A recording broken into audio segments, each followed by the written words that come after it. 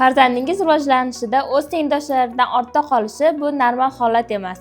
Buni vaqtida aniqlab oldini olish kerak. Hozirgi kunda O'zbekistonda har 6 bolaning bittasi rivojlanishda orqada qolmoqda. Ya'ni autizm, ZPR va STVG sindromli bolalar juda ham ko'payib ketmoqda. Keling, bolalarning oldindan rivojlanishini ketma-ketligini bilib olamiz. Ya'ni chaqaloqlikdan 3-4 yoshgacha qanday rivojlanadi, qanday so'zlarni bilish kerakligini siz bilan birma-bir tahlil qilamiz. Birinchi navbatda bola 1 yoshgacha kamida 1-2 ta so'zlarni bilish kerak. Ya'ni oyi, buvi kabi so'zlarni to'liq etib berish kerak. 18 oylik, ya'ni 1,5 yoshgacha esa 30 tadan oshiq so'zlarni bilish kerak. 2 yoshda esa bemalol 2 ta so'zni o'zaro bog'lay olish kerak va 3 yoshda esa siz bilan aloqa qilish kerak. Afsuski hozirgi natijalar buni ko'rsatmaydi. Ko'p murojaat qilishadi. 1,5-2 yoshli farzandlarimiz umuman gapirmaydi deydi. Asl sababini so'rasangiz, ular kun davomida telefon yoki multfilm ko'p ko'radi deydi. Bu birinchi sabab hisoblanadi. Ya'ni telefon o'ynaydi,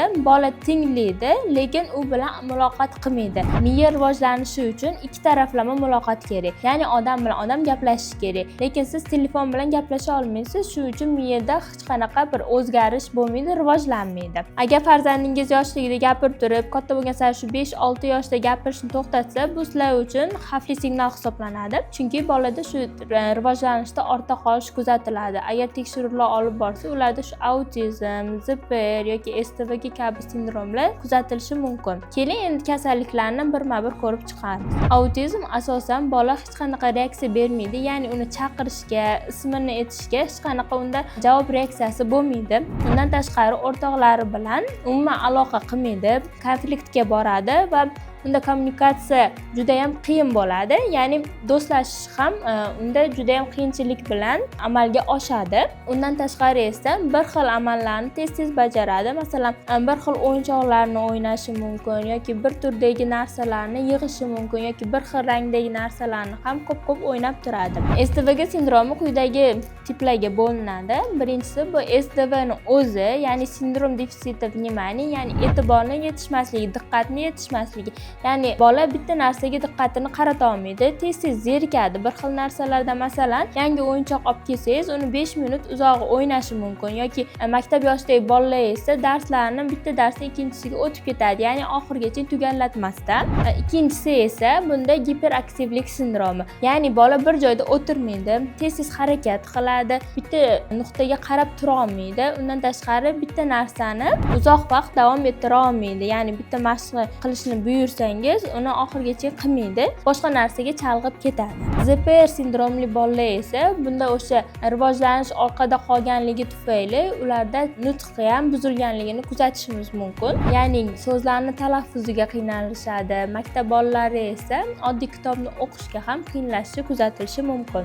Bu kasalliklarning kelib chiqishiga asl sabab birinchisi bu gadjetlar, ikkinchisi esa hozirgi kunda ko'p ko'ramiz, bolalar juda ham kech uxlaydi. O'zi odatda normal holatda yosh bolalar soat 8 gacha uxlashi kerak, chunki uxlaganimizdan keyin melatonin gormoni ishlab chiqariladi. Bu uyqu gormoni hisoblanadi va miyamiz dam olishiga yordam beradi. Aslida esa o'zi miyamiz dam olganini qayerdan bilamiz? Bola ertalab injiqlanmasdan, yig'lamasdan turadi va aytilgan ishlarni qilishi mumkin. Ya'ni bog'chaga boradi yoki maktabga boradi. Uyqu yetishmasligi natijasida esa miya aktiv ravishda ishlaydi va ertalab shu dam olmaganligi uchun bola injiqlanadi, asabiylashadi. Undan tashqari vitaminlar yetishmovchiligi natijasida ham bu kasalliklar kuzatiladi. Vitamin D yetishmovchiligi natijasida miya faoliyati sekinlashadi.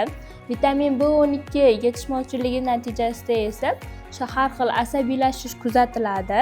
Undan tashqari sink yetishmasa yoki ferritin yetishmasa, organizmda shu miyada kislorod yetishmovchiligi kuzatilishi natijasida neyronlarda o'tkazuvchanlik buziladi. Bu ham quyidagi kasalliklarga sabab bo'lishi mumkin. Ota-onalar qiladigan eng katta xato logopedga olib boradi, lekin hech qanaqa analizda topshirmaydi. Hamma pulni logopedga beradi, lekin analiz topshirish xayoliga ham kelmaydi. Birinchi navbatda o'zi analizlarni topshirib, vitamin D, ferritin, kalsiy, B12 vitaminlarni tekshirib olishimiz kerak.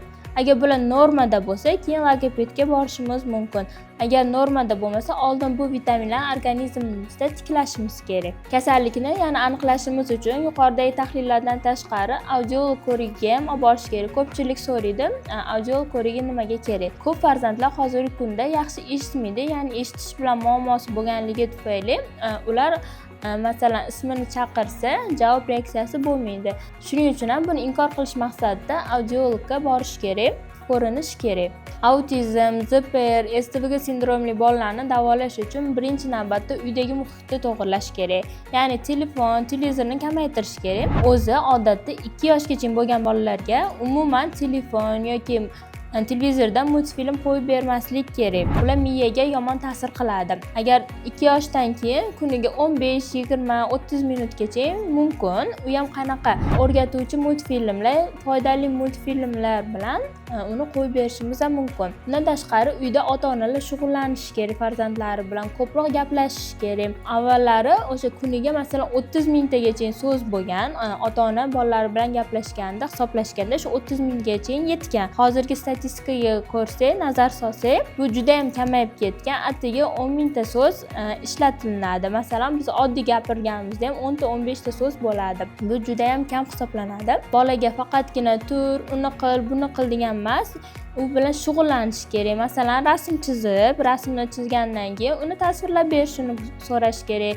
Rasmda qanaqa ranglar, nima ifodalangan, shuni chuqurroq u bilan muloqot qilish kerak. Ikkinchisi esa logoped ko'rigiga albatta olib borish kerak. U bilan logoped shug'ullanishi kerak. Uchinchisi esa shu vitaminlarni tekshirganimizdan keyin qaysi biri defitsit bo'lsa, shu vitaminlarni bola organizmiga kirgizish kerak. Bundan tashqari, farzandingizga vitamin kompleksidan neyrokompleksni berishingiz mumkin. Uni tarkibida folat, B6, B12 vitaminlari, undan tashqari lisin va omega 3 bu miya uchun juda ham foydali vitaminlar hisoblanadi. Men shuni bolalaringizga tavsiya qilaman. Xohish sizlardan xohlasanglar boshqa turdagi mahsulotlardan ham foydalanishingiz mumkin, ammo tarkibida xuddi shu vitaminlar bo'lishi shart. Shunaqa foydali ma'lumotlar bilan farzandingizni sog'lom o'stirishingiz mumkin.